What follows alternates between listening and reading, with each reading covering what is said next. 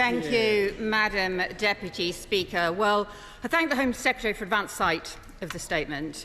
Today's statement is an admission of years of total failure by this Conservative government, failure on the immigration system and failure on the economy. It is another example of the total chaos at the heart of this government. Net migration has trebled since the last election, since the Conservatives promised to reduce it, and trebled as a result of their policies on the economy and on immigration, including the Prime Minister's policy decisions.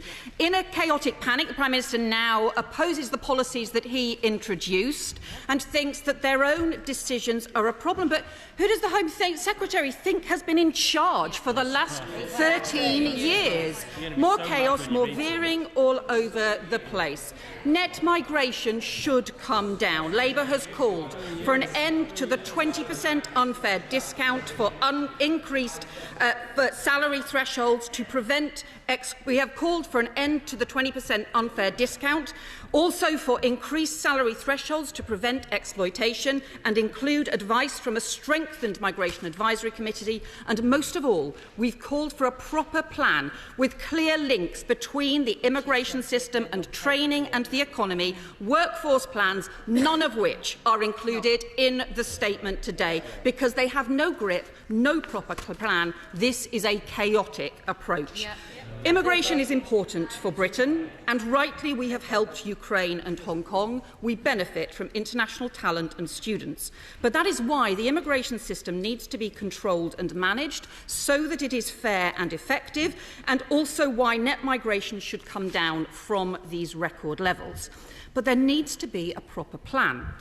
It was this Conservative government who brought in the 20% wage discount that allowed employers to recruit at less than the going rate, even though the Migration Advisory Committee warned against it, even though it is completely unfair. They chose to apply salary thresholds, again lower than the Migration Advisory Committee originally proposed, and not to update them for years. And as Chancellor, and then, as Prime Minister, the Right Honourable Member for Richmond repeatedly blocked proposals to tighten the rules, including in May this year, and including when they refused Labour's calls to end the unfair 20% discount.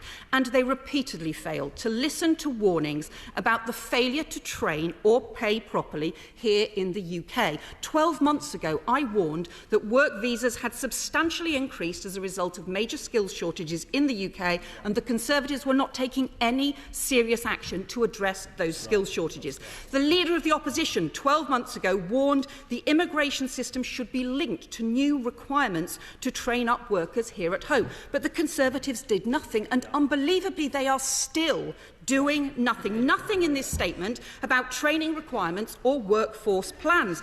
They say they want fewer shortage occupations, but it was only 4 months ago that they added bricklayers, roof tilers, plasterers to the shortage list because they have totally failed on construction training here at home. There's no plans to tackle that.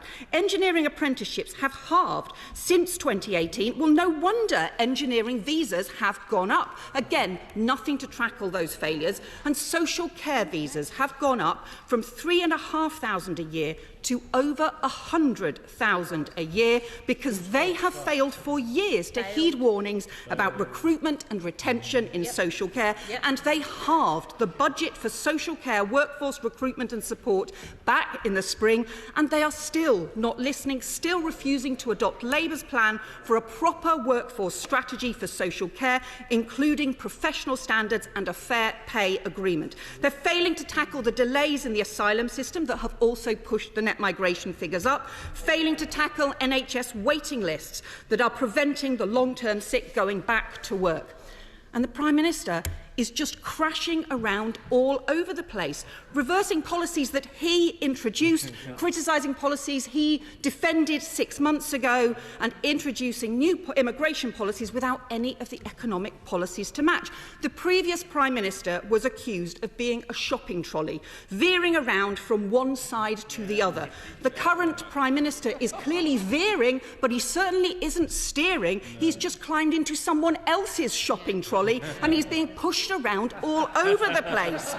So can the Home Secretary tell us where is the workforce plan on social care, on engineering, on bricklaying, on all the shortage occupations that their total economic failure has left us with? Has the Migration Advisory Committee advised on these policies, and where's the reforms to strengthen the committee so that they can do so? And why are they still not introducing our requirements on employers or on the government to address the skills and labour shortages that are driving the increase in the net migration in the first place? The Conservatives are in chaos. They've got no serious plan for the economy, no serious plan for the immigration system, no serious plan for the country. Britain deserves better than this. Madam Deputy Speaker, I was waiting for the policy announcements from the Labour Party, and sadly I'm still waiting. She talks about skills training. Madam Deputy Speaker, she talks about skills training. Hers was the party which in government dissuaded people from from investing in their own skills, telling people that the only good job was a graduate job, undermining apprenticeships, something that we have set about repairing through our entire time in government.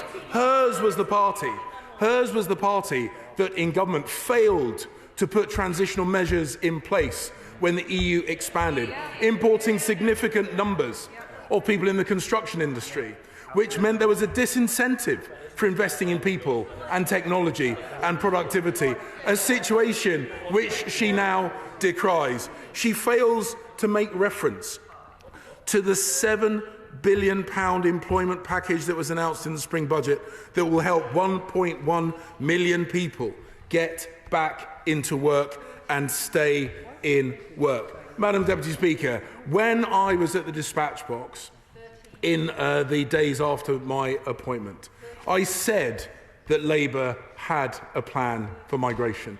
The problem that they have got, Madam Deputy Speaker, is the plan that they are proposing is the plan that I am already implementing.